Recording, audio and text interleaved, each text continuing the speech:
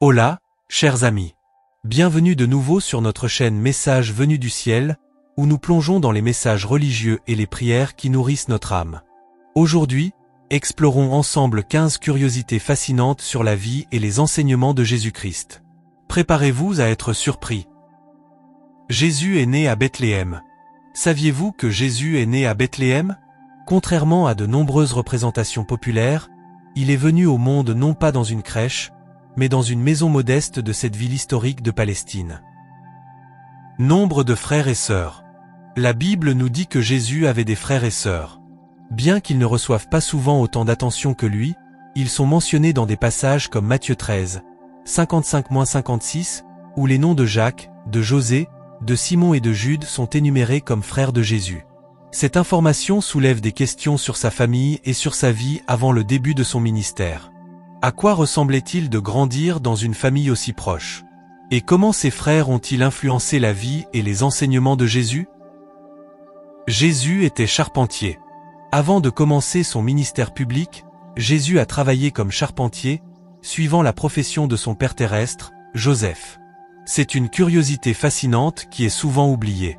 Imaginez Jésus se consacrant au travail manuel, façonnant le bois de ses propres mains.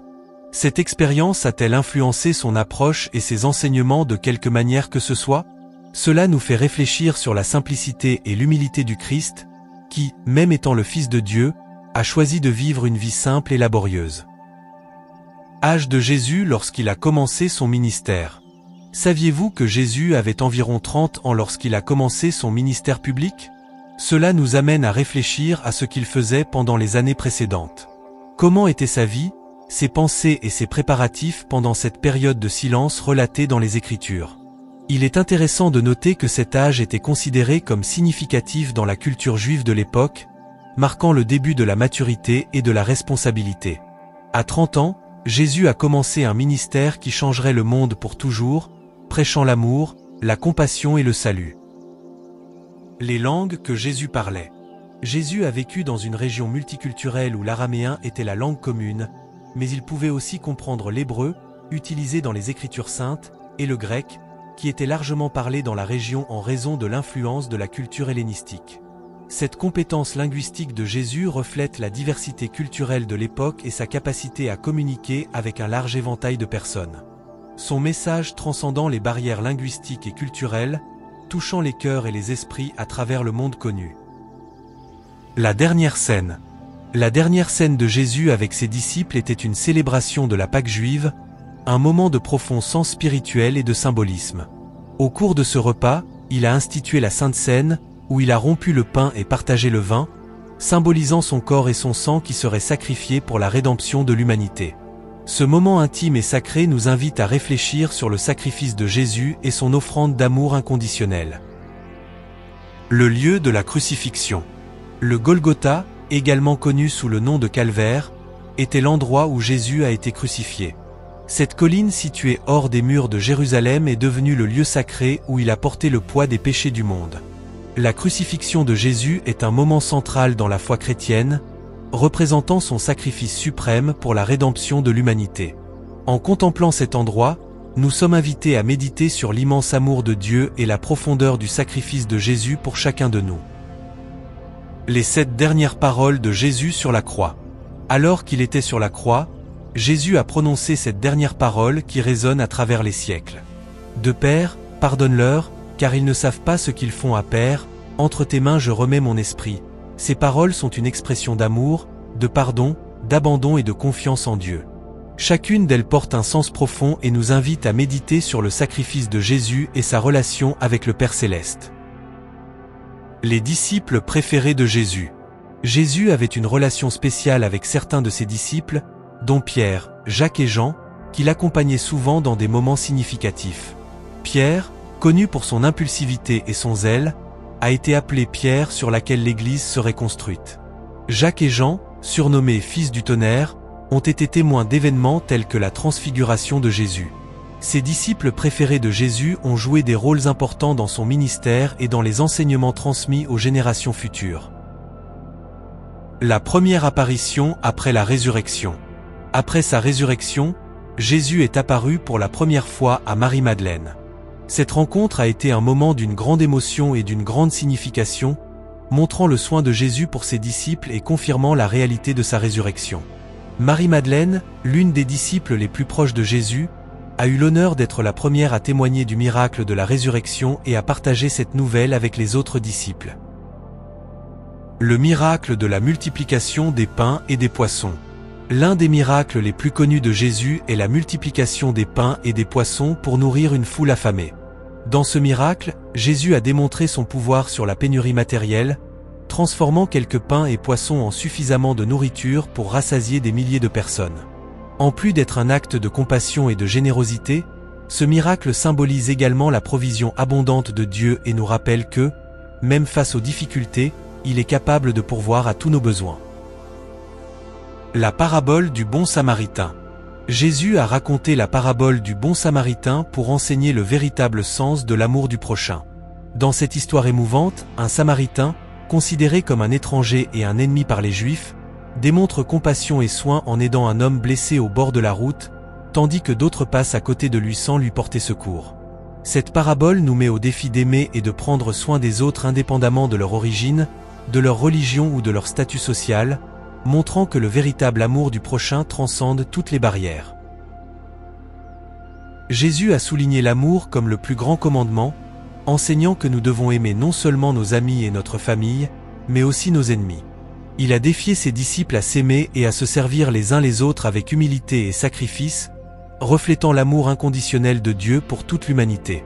Cet enseignement révolutionnaire continue d'inspirer et de défier les gens de toute culture et religion à rechercher la réconciliation, la compassion et la justice dans leurs relations et leur communauté.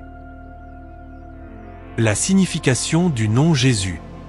Le nom Jésus a une profonde signification dans les Écritures.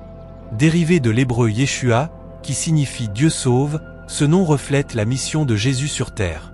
Il est venu pour sauver l'humanité du péché et de la séparation de Dieu, offrant la rédemption et la vie éternelle à tous ceux qui croient en lui. Le nom de Jésus est puissant et a le pouvoir de transformer des vies, apportant espoir, guérison et salut à tous ceux qui l'invoquent avec foi. La transfiguración de Jesús. La transfiguration de Jésus fut un événement extraordinaire où il révéla sa gloire divine à Pierre, Jacques et Jean au sommet d'une montagne. Son apparence changea et il fut vu conversant avec Moïse et Élie, représentant la loi et les prophètes. Cette expérience surnaturelle confirma l'identité de Jésus comme le Fils de Dieu et prépara les disciples aux défis qu'ils rencontreraient. La transfiguration nous rappelle la majesté et la puissance de Jésus et nous invite à contempler sa divinité. La première tentation de Jésus dans le désert. Après avoir jeûné pendant 40 jours dans le désert, Jésus fut tenté par le diable. La première tentation survint lorsque le diable suggéra qu'il transforme des pierres en pain pour apaiser sa faim. Cependant, Jésus répondit que l'homme ne vit pas seulement de pain, mais de toute parole qui sort de la bouche de Dieu. Cette tentation nous enseigne sur l'importance de la confiance en Dieu au milieu des difficultés et la résistance aux tentations du mal. La guérison de l'aveugle-né. Un des miracles les plus frappants accomplis par Jésus fut la guérison d'un homme aveugle-né. Cet événement extraordinaire défia les attentes et suscita une grande agitation parmi les gens de l'époque. La guérison de l'aveugle non seulement démontra la puissance et la compassion de Jésus, mais symbolisa également la transformation spirituelle qu'il apporte à ceux qui croient en lui. Cette histoire nous rappelle que, tout comme Jésus apporta la lumière physique à l'aveugle, il peut également apporter la lumière spirituelle et la guérison dans nos vies. L'entrée triomphale à Jérusalem. L'entrée de Jésus à Jérusalem, connue sous le nom de Dimanche des Rameaux, fut un moment de grande célébration et d'attente. Les foules l'acclamèrent comme le Messie, étendant des rameaux de palmiers et criant « Hosanna au fils de David ». Cet événement marquant fut une démonstration publique de la royauté spirituelle de Jésus et une anticipation de son règne messianique. Cependant, cette même foule se retournerait bientôt contre lui, mettant en évidence la volatilité des foules humaines et la nature paradoxale du ministère de Jésus. La prière du Notre Père. Lorsque les disciples demandèrent à Jésus de leur enseigner à prier, il leur donna la belle prière du Notre Père. Cette prière est une synthèse puissante des principes fondamentaux de la foi chrétienne et une expression profonde de la relation entre Dieu et ses enfants. En récitant le Notre Père, nous sommes invités à reconnaître la sainteté du nom de Dieu, à chercher sa volonté dans nos vies, à dépendre de lui pour pourvoir à nos besoins quotidiens, à pardonner à ceux qui nous offensent et à chercher sa protection contre le mal. C'est une prière qui a traversé des siècles et des continents, unissant les croyants en communion avec le Père Céleste. L'ascension de Jésus aux cieux. Après sa résurrection, Jésus passa un temps précieux avec ses disciples, les enseignant et les commissionnant pour porter l'Évangile à toutes les nations. Ensuite, il les emmena sur la montagne des Oliviers, où, sous leurs yeux, il monta aux cieux sur un nuage. Cet événement, connu sous le nom d'Ascension, marqua la fin du ministère terrestre de Jésus et le début de l'ère de l'Église. Alors que les disciples contemplaient la majesté de Jésus disparaissant dans le ciel, 2 anges apparurent et leur assurèrent que Jésus reviendrait de la même manière qu'ils l'avaient vu partir. Ainsi, l'ascension de Jésus nous rappelle la promesse de son retour et nous met au défi de vivre dans la préparation et l'espérance de son retour glorieux. Avec cela, nous concluons notre voyage à travers 20 curiosités étonnantes sur la vie et les enseignements de Jésus-Christ. J'espère que ces histoires et leçons ont enrichi votre compréhension et votre foi. Souvenez-vous toujours de l'amour inconditionnel et de la grâce que Jésus offre à chacun de nous. Merci de nous avoir accompagnés. Que la paix et la grâce de Dieu soient avec vous.